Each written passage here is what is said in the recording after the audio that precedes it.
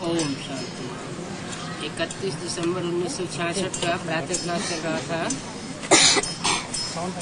तीसरे पेज के मध्यांत में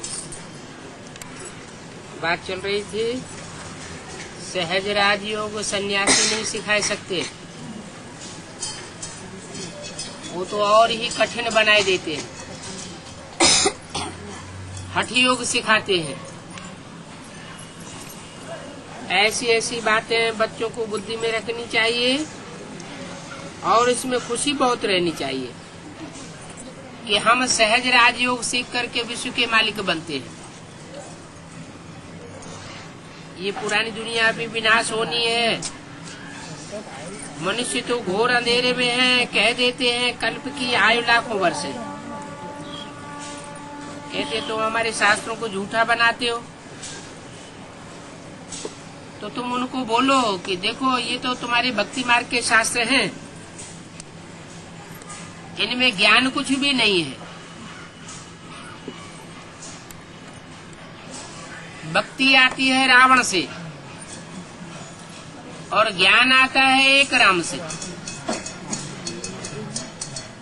ज्ञान से सदगति होती है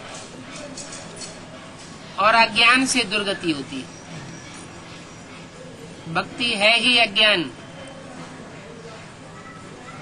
क्योंकि अनेकों की मति जो शास्त्रों में अनेक प्रकार की मति लिखी हुई है, उससे भक्ति आती है।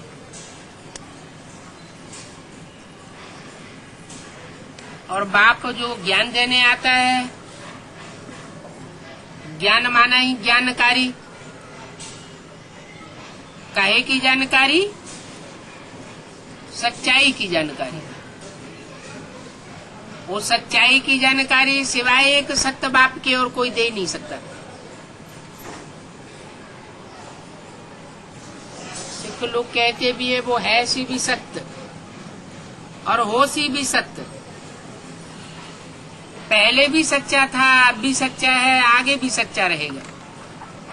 अंग्रेज लोग भी कहते हैं गॉड इज द ट्रूथ। भगवान क्या है? सच्चाई का नाम भगवान है,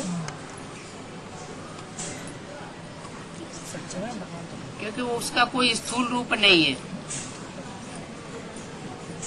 वो इस सृष्टि पर आता भी है तो उसका कोई स्थूल रूप दिखाई नहीं पड़ता इन आंखों से। इन आंखों से भगवान नहीं देखा जा सकता। आत्मा ही इन आंखों से नहीं देखी जा सकती।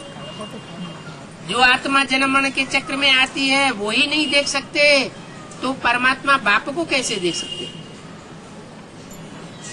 वो तो अति सूक्ष्म है। अति सूक्ष्म आकर के जो हमें देता है वो सच्चाई का ज्ञान देता है, अपनी सच्चाई देता है। मैं क्या हूँ, भगवान क्या चीज है,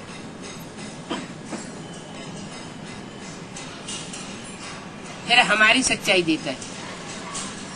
तुम आत्माएं क्या चीज हो, फिर सारे सृष्टि का ज्ञान देता है। सारी सृष्टि में जो भी सच्चाई है वो बताता है। मनुष्य गुरु तो सच्चाई बता नहीं सके। क्यों?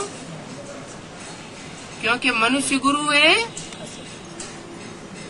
जन्म मरण के चक्र में आने वाले। सभी मनुष्यात्माएं जन्म मरण के चक्र में आने वाली है।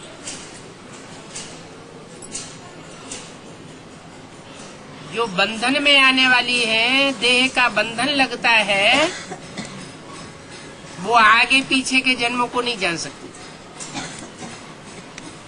इसलिए गीता में भी उन मनुष्य गुरुओं ने लिखा हुआ है, एक वाक्य है भगवान का कि हे अर्जुन, मैं तेरे आगे पीछे के जन्मों को जानता हूँ, तू नहीं जानता, मैं बताता हूँ।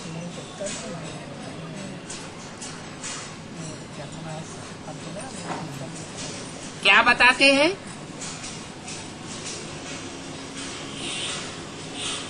तू नर अर्जुन अगर मेरी मत पर चलेगा तो नर से नारायण बन जाएगा, देवता बनेगा। अगर मनुष्य गुरुओं की मत पर चला या मनमत पर चला तो मनुष्य से भी नीची कोटि में जाएगा, राक्षस बन सकता है। कहते हैं नर राक्षस, और है भी ऐसे। मनुष्य सुधरता है तो देवता बन जाता है, मनुष्य बिगड़ता है तो राक्षस बन जाता है। सुधारने वाला है एक बाप,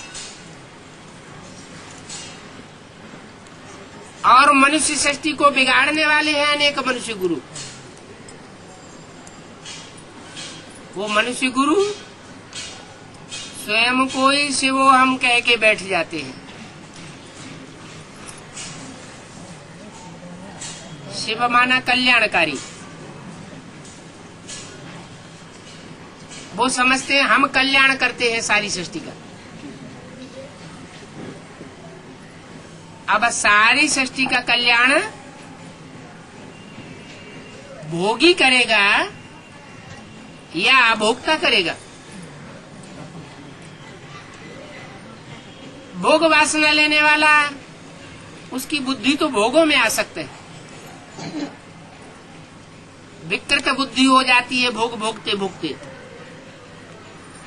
देवताएं भी 16 कला संपूर्ण वाले भोग भोगते भोगते नीचे स्टेज में आ जाते हैं।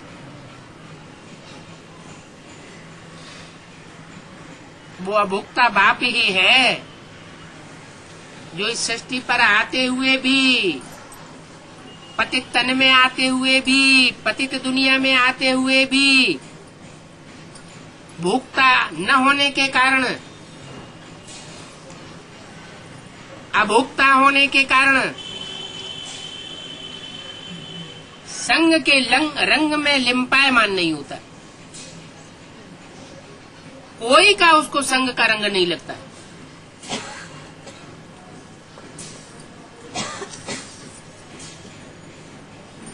वो आकर के अपने ज्ञान के रंग में सबको रंगता है। सवाल ये है कि वो सबको एक जैसे रंग में क्यों नहीं रंग देता?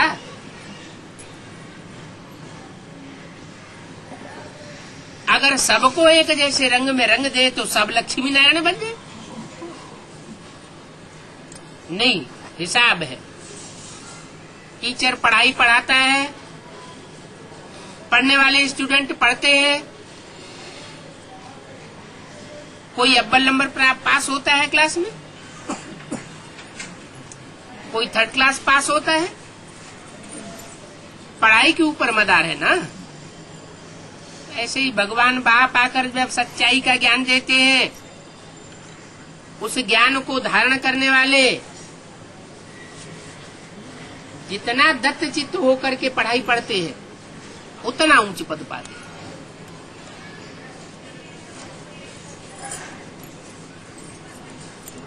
ऊंचे और नीच पढ़ाई से बनते हैं। इसलिए बाप कहते हैं जिसमें जितना ज्ञान वो उतना ही ऊंचे ठहरा। ज्ञानी आत्मा है तो हम समझते हैं ये बड़ा पद पाने वाला है,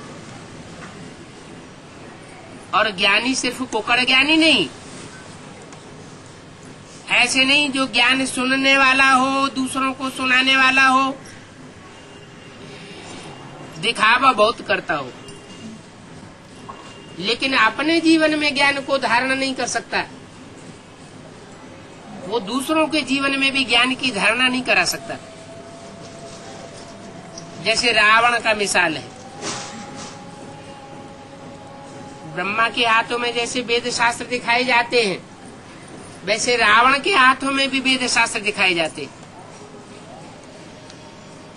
कहते हैं रावण प्रकांड विद्वान था,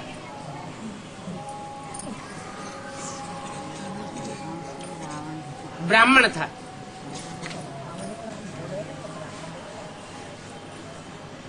उस प्रकांड विद्वान को सब राक्षस संप्रदाय मानते थे।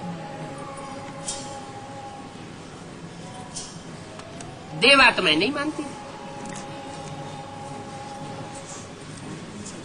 क्यों नहीं मानती थी?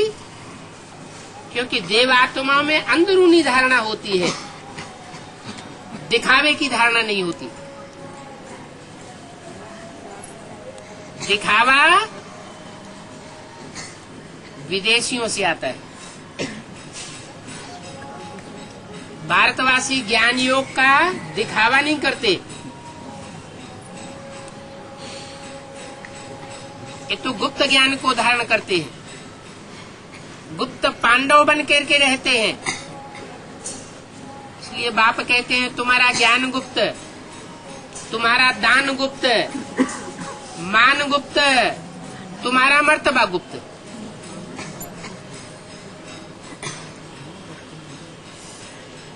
तुम हो ही गुप्त पांडव। जितना प्रत्यक्ष करेंगे, दिखावा करेंगे, उतना नीचे जाएंगे।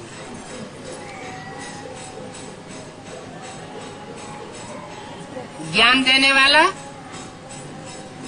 5000 साल इस सृष्टि पर गुप्त रहता है। बल दुनिया भगवान को याद करती है 2500 साल, लेकिन वो फिर भी गुप्त रहता है। गुप्त रहने के बाद जब इस सृष्टि पर आता है कलयुग के अंत में, तो भी गुप्त रहता है। अभी भी सन 36 से ये ज्ञान चल रहा है। और परमात्मा बाप अभी भी गुप्त है। अगर गुप्त न होता तो 1 सेकंड में अभी अभी निश्चय और 1 सेकंड में अभी अभी अनिश्चय नहीं होता। बच्चे घड़ी घड़ी निश्चय और अनिश्चय में आते रहते हैं।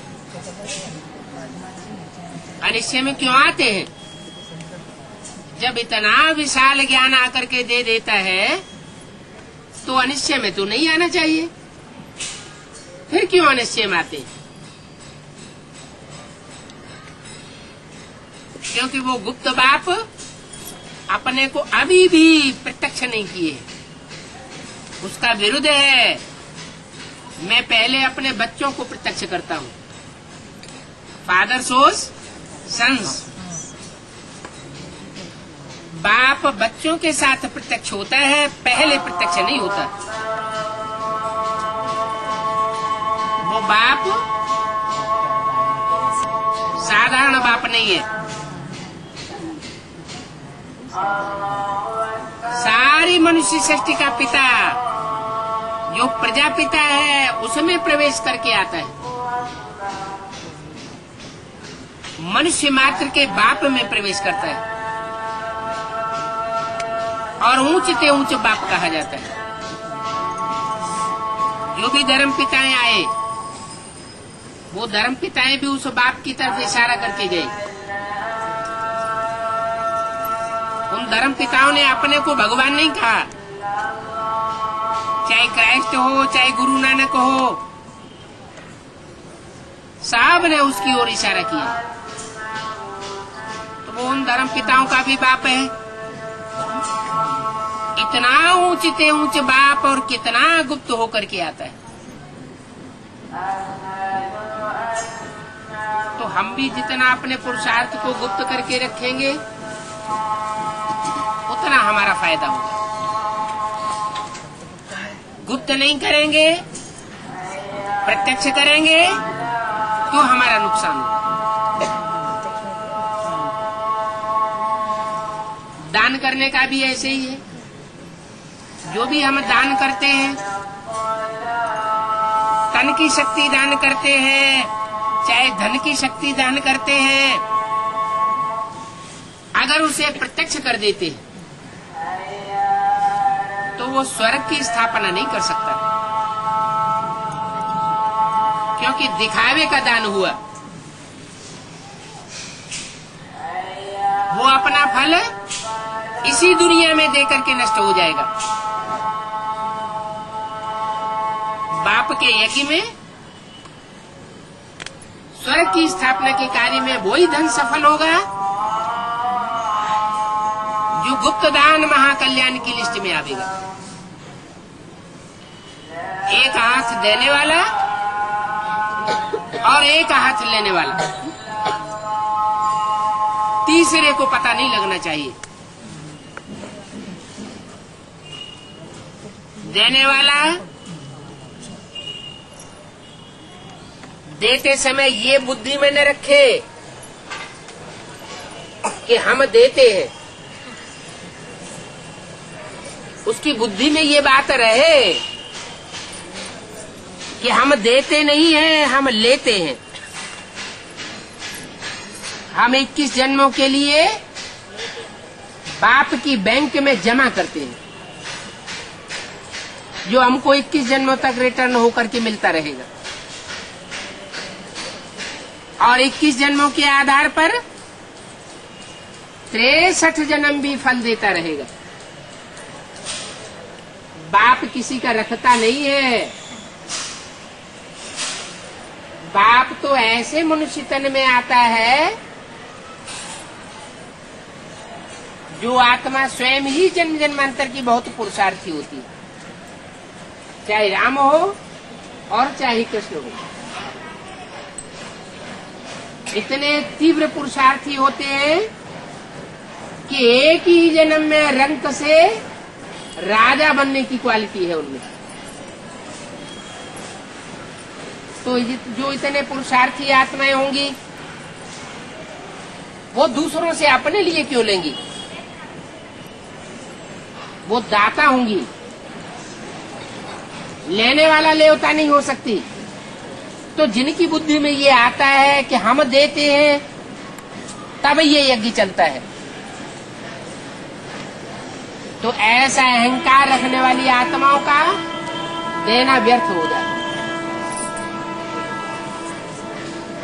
जो देता है वो निरहंकारी बन करके देता है तो सफल होता है। वृक्ष फल देते हैं तो झुक जाते हैं। तो जो दान करता है, जिसको दान देता है, उसके सामने झुक जाना चाहिए। कोई कोई ऐसे होते हैं यज्ञ में देते हैं और फिर तड़ी झाड़ते हैं, हमने इतना किया, हमको ये पदमान मर्तबा मिलना चाहिए। तो ऐसी आत्माओं का दिया हुआ जो धन है वो रजो प्रधान धन हो जाता है। वो सत्य को त्रेता में फल नहीं देगा। वो कहाँ फल देगा? द्वापर कलयुग में जाके फल देगा। दान भी सतो प्रधान, रजो प्रधान और तमो प्रधान होता है। पुरुषार्थ भी सतो प्रधान, रजो प्रधान और तमो प्रधान होता है। दुनिया की हर चीज 4 अवस्थाओं से गुजरती है, सतो प्रधान, सतो सामान्य, रजो और तमो। ज्ञान भी 4 अवस्थाओं से गुजरता है। सतो प्रधान ज्ञान, सतो सामान्य, रजो प्रधान और तमो प्रधान। माया भी 4 रूपों से गुजरती है। द्वापर युग के आदि में माया भी तमो प्रधान नहीं कही जा सकती। वो भी 4 अवस्थाओं से होती है, गुजरती है। जो मायावी होते हैं, कामी क्रोधी लोभी मोही अहंकारी होते हैं, वो भी 4 अवस्थाओं वाले होते हैं। जैसे कोई कामी है, काम की आस पूरी नहीं होती है तो गोली मार देते हैं। खलास ही कर देते हैं, तो उनको कैसा कामी कहेंगे? सतो प्रधान है या तमो प्रधान? तमो प्रधान कामी। ऐसे ही क्रोध है, लोभ है, मोह है, अहंकार है।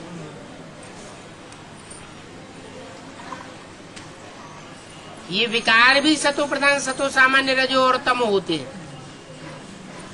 तो दुनिया की हर चीज 4 अवस्थाओं से पसार होती है। और तो और परमात्मा बाप आकर के जो पार्ट बजाता है, और जिस तन में आकर के मुकर्रर पार्ट बजाता है, वो पार्टदारी भी 4 अवस्थाओं से पसार होता है शूटिंग पीरियड में। सतो प्रधान, सतो सामान्य, रजो और तमो। इसलिए यादगार बनी हुई है वो ज्योति बिंदु शिव जिसमें प्रवेश करता है, वो लिंग रूप में पूजा जाता है। लिंग अलग और बिंदु अलग। बिंदु है प्रवेश करने वाला, और लिंग है उस बिंदु को धारण करने वाला। लिंग के रूप में क्यों दिखाते हैं? क्योंकि लिंग को निराकारी स्टेज दिखाई गई। जैसे हाथ, पांव, नाक, आंख, कान का भान ही नहीं है, इंद्रियां होते हुए भी जैसे कि नहीं है, आंखों होते हुए भी, खुली होते हुए भी जैसे देखते हुए नहीं देखता, कान होते हुए भी चारों तरफ दुनिया में ग्लानि उड़ती है, लेकिन सुनते हुए भी नहीं सुनता।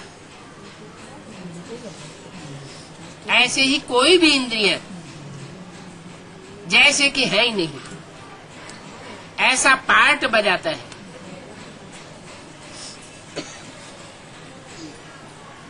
तो ऐसा पार्ट बजाने वाले को लिंग रूप दे दिया है।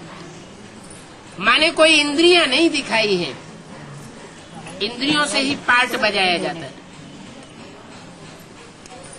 तो वो जो लिंग है, जो लिंग रूप है, शरीरधारी है, वो भी 4 अवस्थाओं से प्रसार होते हुए भक्ति मार्ग में दिखाया गया। क्या यादगार है? कोई यादगार है? नहीं याद? हीरे का लिंग द्वापर युग में बनाया गया राजा विक्रमादित्य के द्वारा।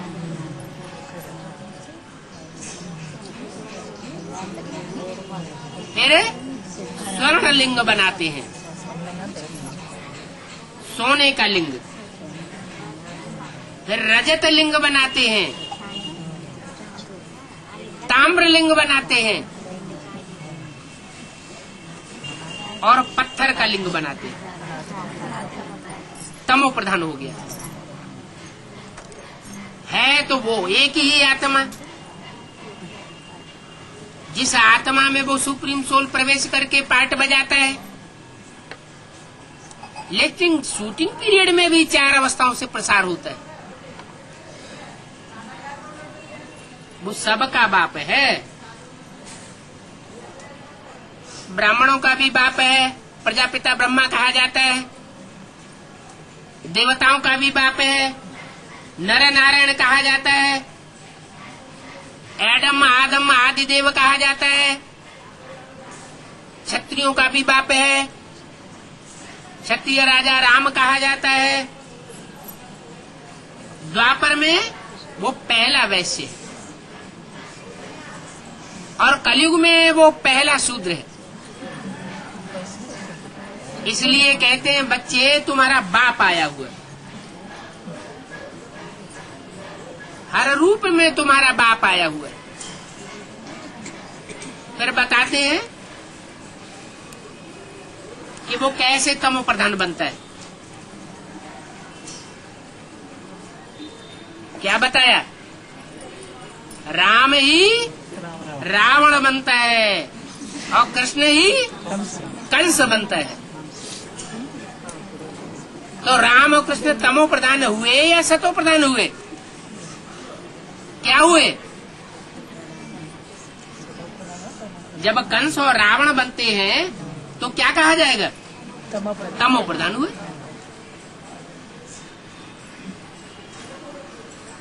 क्यों बनते हैं? राम ही रावण क्यों बनता है? कंस ही कृष्ण क्यों बनता है? कृष्ण ही कंस क्यों बनता है? इसमें क्या कल्याण छुपा हुआ है? जो ऐसी श्रेष्ठ आत्माएं भी ऐसा नीच पाठ बजाती है।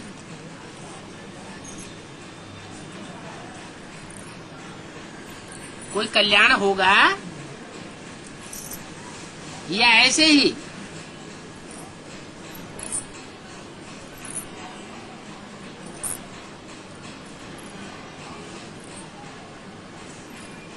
कल्याण क्या है? वो सबका बाप है ना। जब सबका बाप है तो बाप में तो ज्यादा ताकत होती है और बच्चों में नंबरवार शक्ति होती है। अति का पार्ट कौन बजा सकता है? जिसमें ज्यादा पावर होगी वो अति करेगा या जिसमें कम पावर होगी वो अति करेगा? जिसमें ज्यादा शक्ति होती है वो अति का पार्ट बजाता है।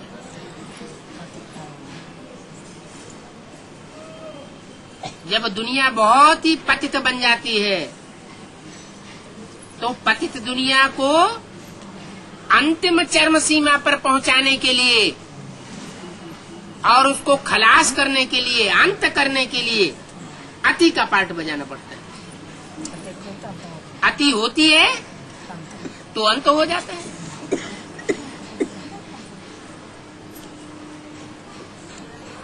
फिर जिसमें शिव आता है और मुकर्रर रूप से पार्ट बजाता है, वो तो कोई भी पार्ट बजावेगा। शिव माना कल्याणकारी। वो पार्ट अकल्याणकारी नहीं हो सकता। हर हालत में कल्याणकारी ही होगा। जो बोलेगा सो सत्य, कल्याणकारी बोलेगा। जो कर्मेंद्रियों से कर्म करेगा वो कर्म कल्याणकारी होगा। उन कर्मेंद्रियों से किया हुआ कर्म अकल्याणकारी हो ही नहीं सकता। अगर अकल्याणकारी होता तो उसका नाम शिव नहीं होता। शिव नहीं, सदा शिव, सदा ही कल्याणकारी है। आदि में पार्ट बजाता है तो भी कल्याणकारी, मध्य में पार्ट बजाता है तो भी कल्याणकारी, और अंत में अति का पार्ट बजाता है तो भी कल्याणकारी।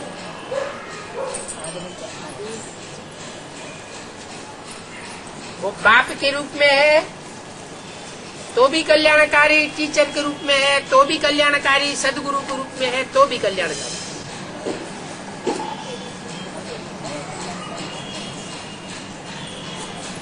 अकल्याण होने का सवाल ही नहीं,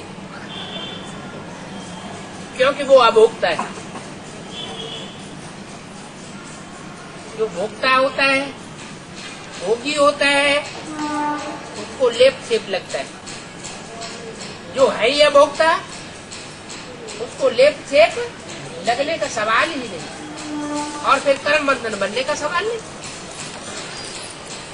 कर्म बंधन किसका बनता है? कर्म बंधन उनका बनता है जिनको अटैचमेंट पैदा होता है।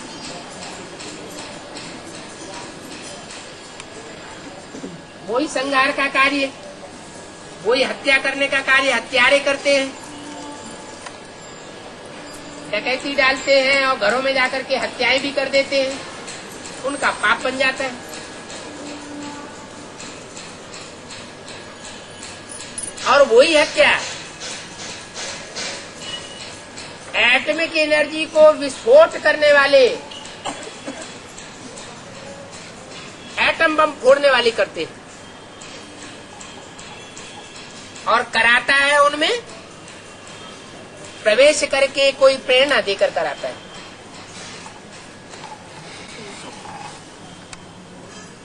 सारे संसार की हत्या करा देता है। गीता में लिखा है उसके ऊपर कोई पाप नहीं चढ़ता। क्यों पाप नहीं चढ़ता? क्योंकि अभोक्ता की स्टेज पर होकर के कराता है। कोई भी कर्मेंद्रिय से कोई कर्म किया जाए और मन उसमें लिम्पायमान न हो तो कोई कर्म बंधन नहीं बनता।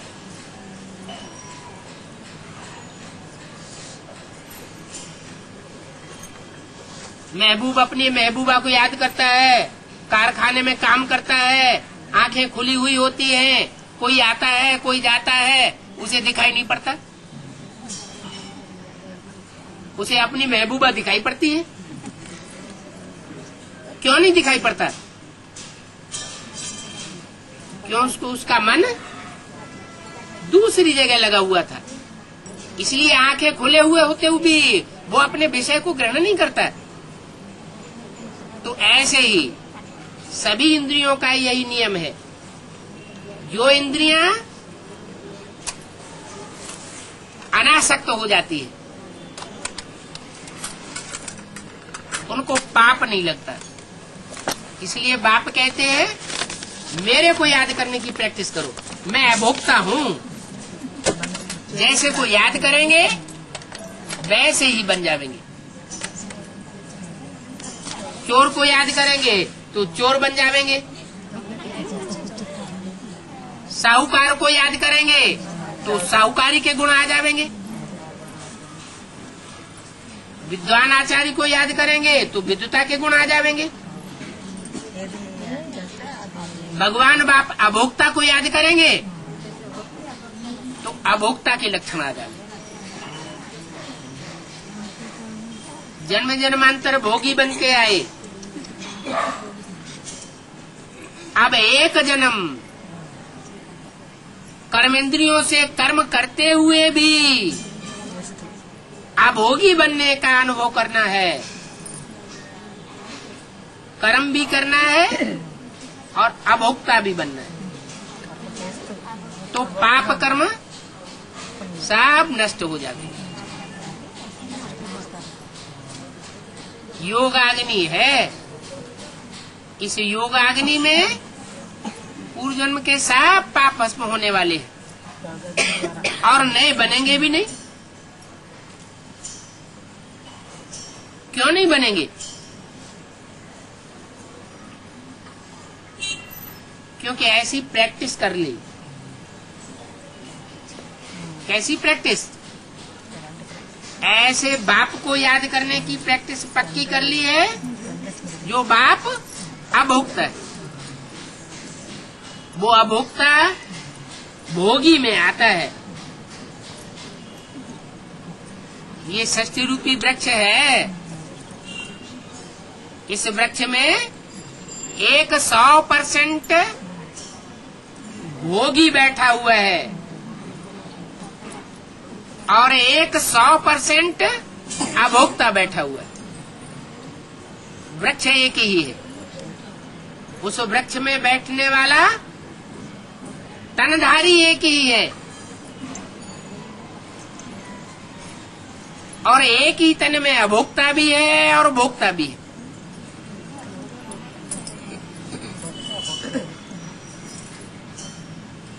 भोगी सेवा नहीं कर सकता और अभोगी संसार की सेवा कर सकता है। भोगी को अपनी वासना लगी भोग भोगने की,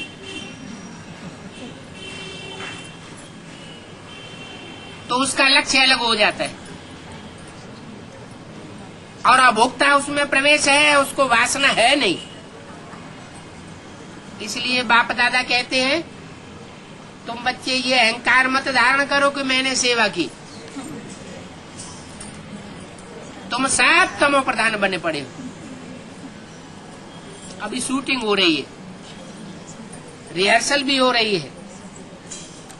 रिहर्सल ऊंची स्टेज से नीचे की ओर जाती है। पहले सीन की पहले शूटिंग होती है सत्ययुग, फिर दूसरे सीन की शूटिंग होती है सतो सामान्य त्रेता युग, फिर तीसरे सीन की शूटिंग होती है द्वापर युग रजो प्रधान, फिर लास्ट में तामसी शूटिंग होती है, कलयुग की शूटिंग होती है। तो जैसे जैसे शूटिंग की धारा बहती है वैसे वैसे आत्माएं सतो प्रधान सतो सामान्य रजो या तमो पार्ट बंधने के लिए बजाने के लिए बांधी हुई है। लेकिन एक बात है, याद करने की प्रैक्टिस बढ़ती जाती है। ये जो याद करने की प्रैक्टिस बढ़ती है वो प्रैक्टिस ही अंत में हमको पार लगा देगी। देवताएं तो याद ही नहीं करते, क्षत्रिय भी याद नहीं करते। द्वापर युग से जब थोड़ा थोड़ा दुख पड़ता है तो थोड़ी थोड़ी याद शुरू होती है, और कलयुग के अंत में बहुत दुख पड़ता है तो अति दुख होता है तो याद भी अति की करते हैं। भक्ति मार्ग में तो याद नहीं होती है, भक्ति मार्ग में भक्ति करते हैं और ज्ञान मार्ग में याद करते हैं। भक्ति मार्ग में पता ही नहीं है कि परमपिता परमात्मा का स्वरूप क्या है, तो याद कहाँ से करेंगे। और अभी तो पता है, बाप खुद आकर के अपना रूप स्वरूप बताता है कि मैं ऐसा हूँ, मैं जो हूँ, मैं जैसा हूँ, उसे कोई बिरले बच्चे पहचानते हैं। जिनमें जितना ज्ञान होगा उतना ही जानेंगे, जिन्होंने जितनी ज्ञान की धारणा की होगी उतना ही पहचानेंगे। ज्ञान तो रावण में भी था, लेकिन वो हट पकड़ गया कि अगर भगवान भगवान है तो पहले हमसे लड़ाई लड़के दिखाए, हमसे जीत के दिखाए। हमारे पास धन पद मान मर्तबा सब कुछ है, बड़े बड़े अधिकारी हमारे कंट्रोल में हैं, बड़े बड़े पूंजीपति हमारे कंट्रोल में हैं, मल्टी मिलियनर हमारे कंट्रोल में। अगर भगवान है तो हमारे पद मान मर्तबा इसका मुकाबला करके दिखाए। तो ये ज्ञान है या अज्ञान है? ये तो अहंकार हो गया, देहभान हो गया। कहाँ स्थूल शक्ति और कहाँ सूक्ष्म शक्ति? सूक्ष्म में ज्यादा पावर होती है या स्थूल में ज्यादा पावर होती है? सूक्ष्म शक्ति अति शक्तिशाली होती है। एटम बम एटम से बनता है, एटम अति सूक्ष्म कण होता है, लेकिन आत्मा और परमात्मा तो इससे भी ज्यादा सूक्ष्म है। आत्माएं उतनी सूक्ष्म नहीं है, परमात्मा उनसे भी ज्यादा सूक्ष्म है।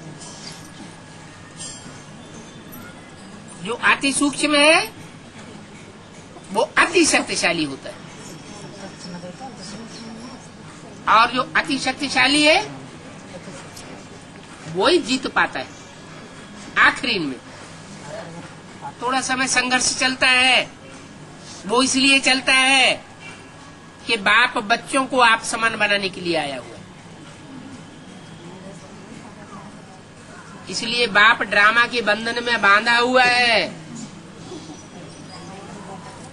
बच्चों को साथ लेकर के जाएगा।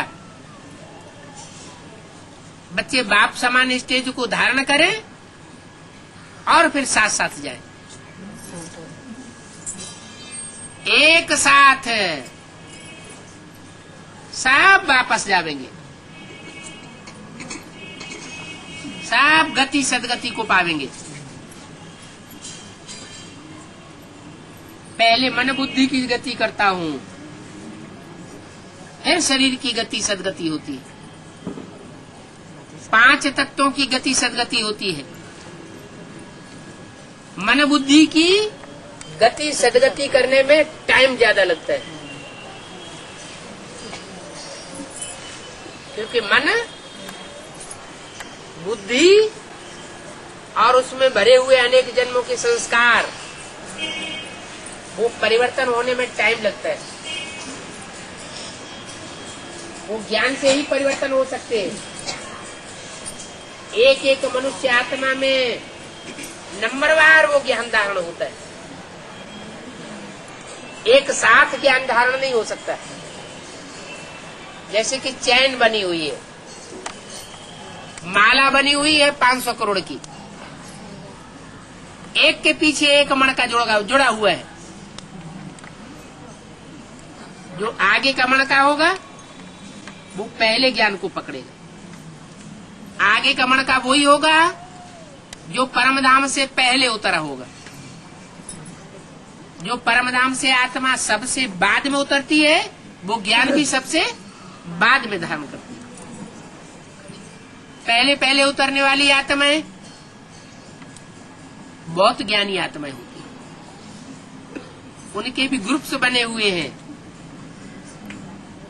10 ग्रुप बनाए हुए हैं। 10 धर्मों के 10 ग्रुप,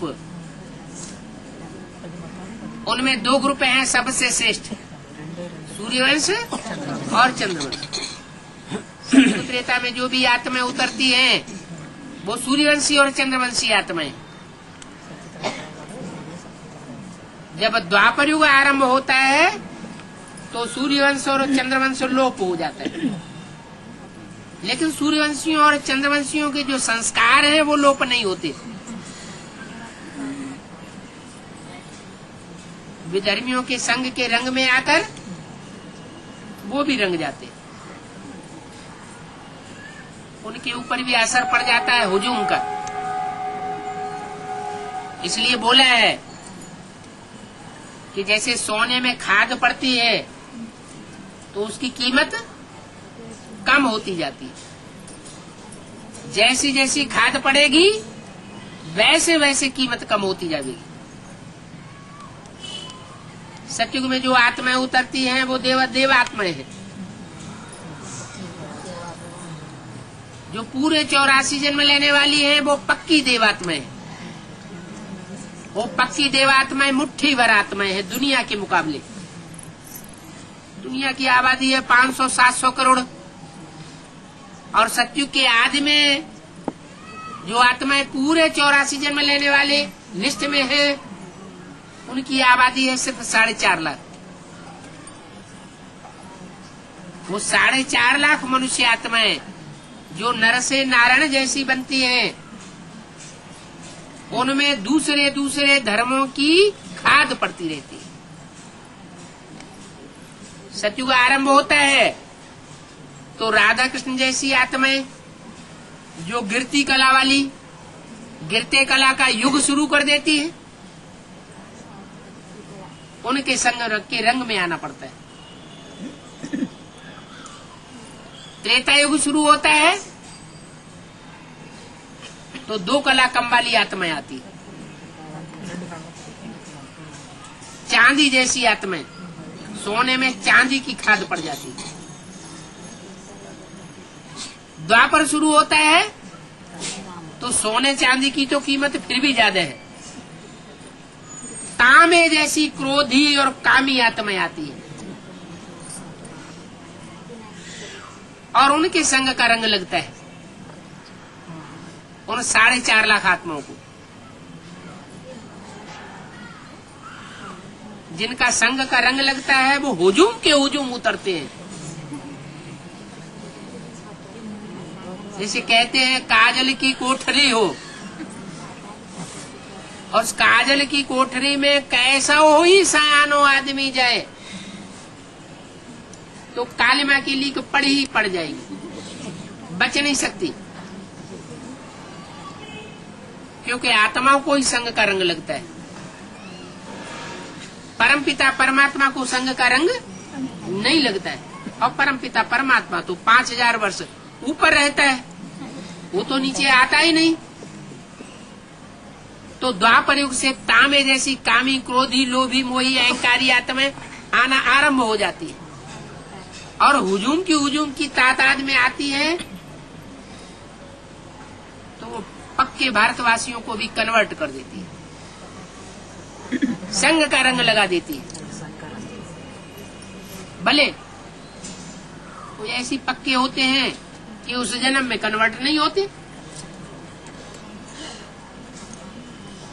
लेकिन प्रभावित हो गए तो प्रजा तो बनना पड़ेगा, अगले जन्म में जाके प्रजा बन जाते हैं।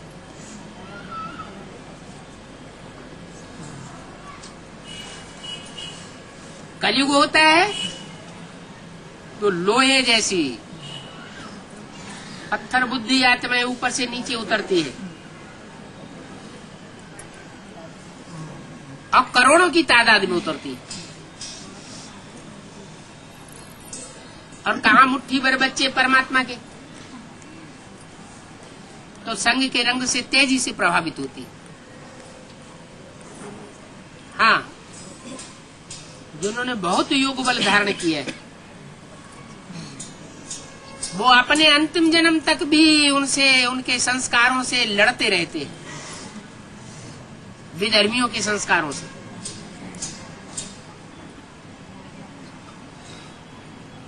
पूरे प्रभावित नहीं होते, लेकिन माया भी सर्वशक्तिवान है।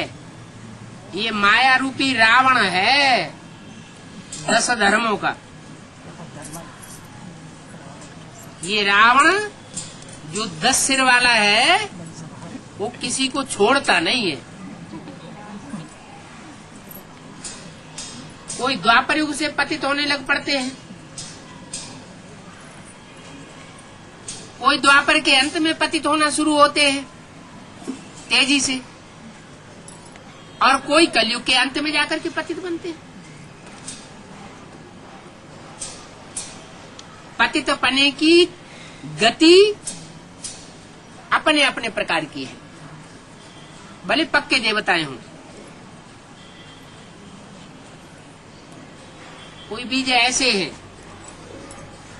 जो तेजी से अपने ऊपर दूसरे धर्म का छिलका चढ़ाते हैं, कोई आत्मा ऐसी है जो दूसरे धर्म का छिलका अपने ऊपर चढ़ने नहीं देती। चढ़ता तो है लेकिन उतना असर नहीं पड़ता, इसलिए आखिरी जन्म तक भी कन्वर्ट हुए बिना रह जाती।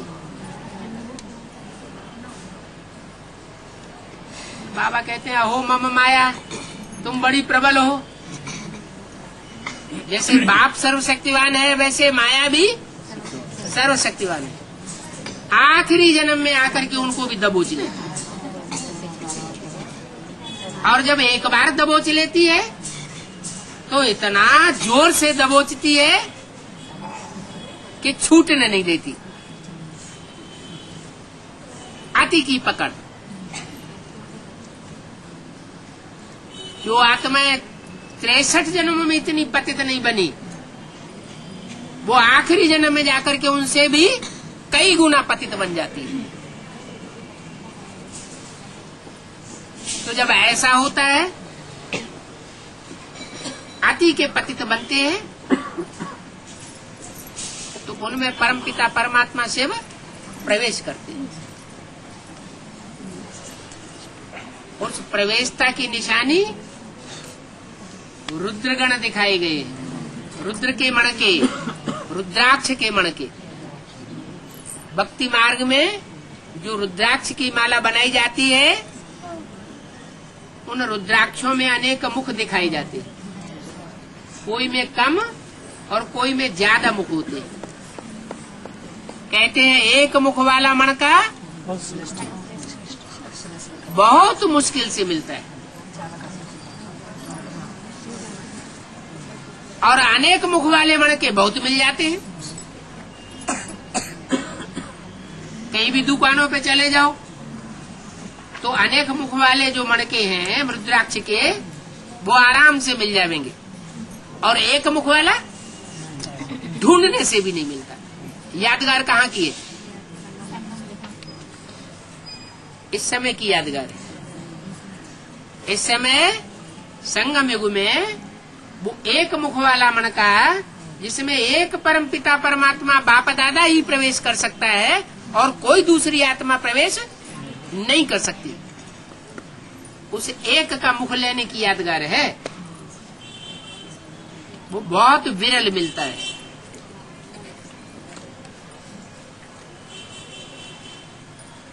जिनको मिलता है कहते हैं उन्होंने बहुत कुछ पा लिया, बहुत भाग्यशाली आत्माएं हैं। उनको अनुभव होता है पाना था सो पा लिया। ऐसे ही फिर नंबरवार मणके भी है। कोई में 2 मुख की प्रवेशता, कोई में 3 मुख की प्रवेशता, 3 आत्माओं की, कोई में अनेक आत्माएं प्रवेश करती हैं। ऐसे वो 108 मणके हैं। 108 में 8 बहुत श्रेष्ठ, जो जन्म जन्मांतर जिनकी पूजा होती आई है भक्ति मार्ग में। फिर नंबरवार चंद्रवंशी मणकों का ग्रुप, इस्लाम वंशी मणकों का ग्रुप, बौद्धी वंशी मणकों का ग्रुप, सब अपने अपने किस्म के बीज हैं। रुद्र भगवान के बच्चे हैं। नंबरवार राजा बनने वाले हैं, अधिकारी बनने वाली आत्माएं, आधीन बनने वाली आत्माएं नहीं है। एक बाप को मानने वाली आत्मा, एक बाप दूसरा न कोई। और फिर नंबरवार भी है। ऐसे नहीं कि मैं जो हूँ, जैसा हूँ, जिस रूप में पार्ट बजाने वाला हूँ, उस स्वरूप को 108 एक साथ जान लेते हैं। नहीं, उनमें भी 8 हैं जो पहले पहचानते हैं, जो असल सूर्यवंशी मणके हैं, तो नंबरवार पहचानते हैं। जो जन्म जन्मांतर जितने नजदीक रहे होंगे 63 जन्मों में, वो उतना ही जल्दी पहचानते हैं।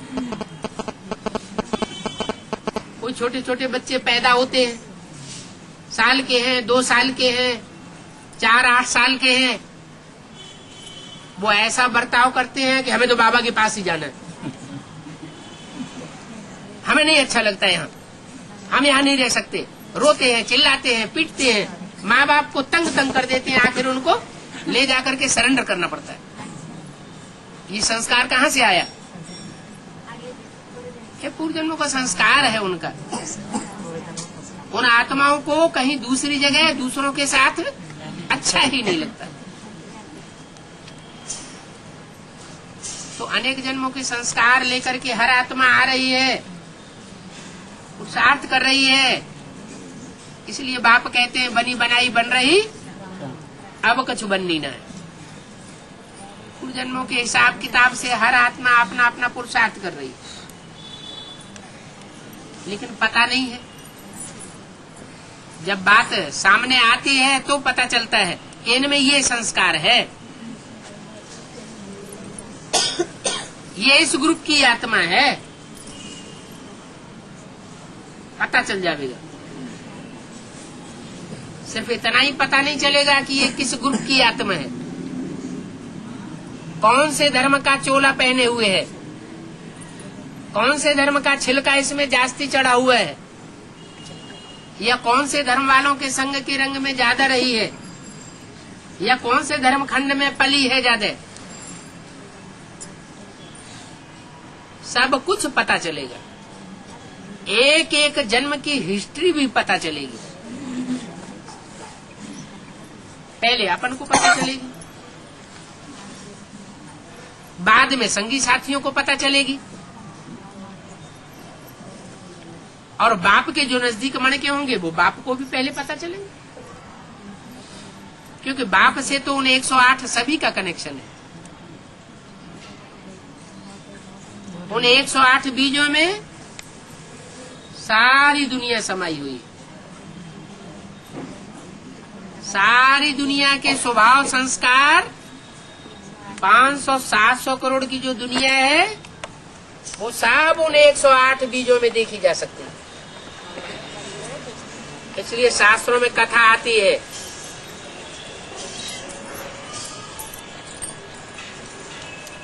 कि पृथ्वी जब गर्त में जा रही थी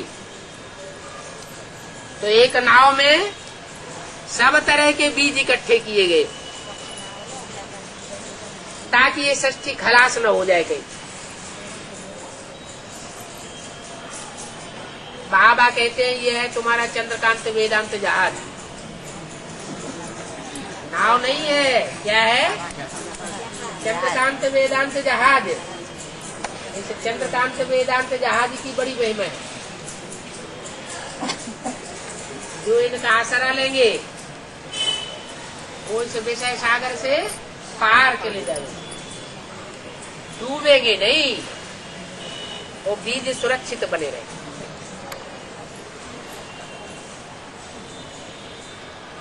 अब नई दुनिया तैयार हो रही है, जहाज भी तैयार हुआ पड़ा होगा। भक्ति मार्ग में कहते भी हैं, हिंदू लोग कहते हैं शंकर चाप जहाज, जही चढ़े उतर पार नर बूढ़ सकल संसार। क्या? शंकर का जो शरीर रूपी धनुष है वो जहाज के मुआफिक है संसार सागर में। उस जहाज का जिसने आधार ले लिया, आधार पकड़ लिया, वो इस संसार सागर से पार चला जाएगा। अगर कहीं भटक गया और जहाज का आसरा छोड़ दिया, कोई छोटी मोटी दूसरी नवैया का आधार ले लिया, तो हो सकता है डूब जाए।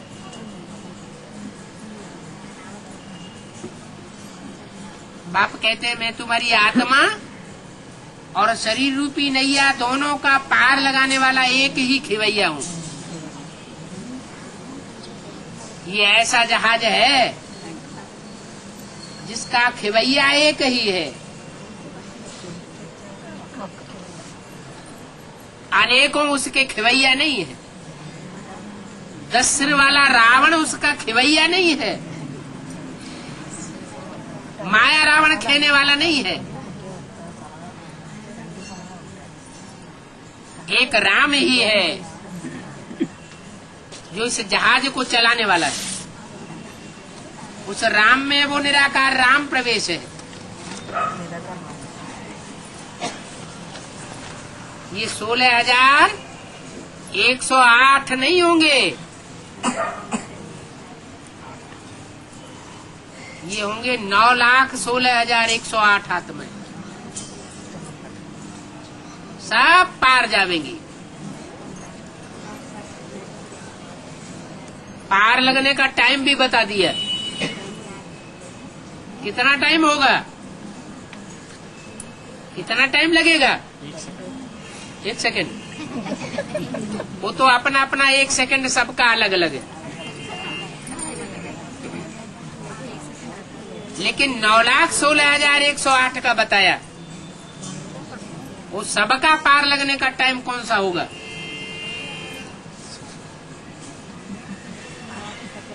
है अरे संगम युग ज्यादा से ज्यादा कितने साल का बताया? 100 साल। 2036 में वो 9,16,108 सब पार लग जाएगी। कंप्लीट सतयुगी दुनिया शुरू हो जाएगी। ओम शांति।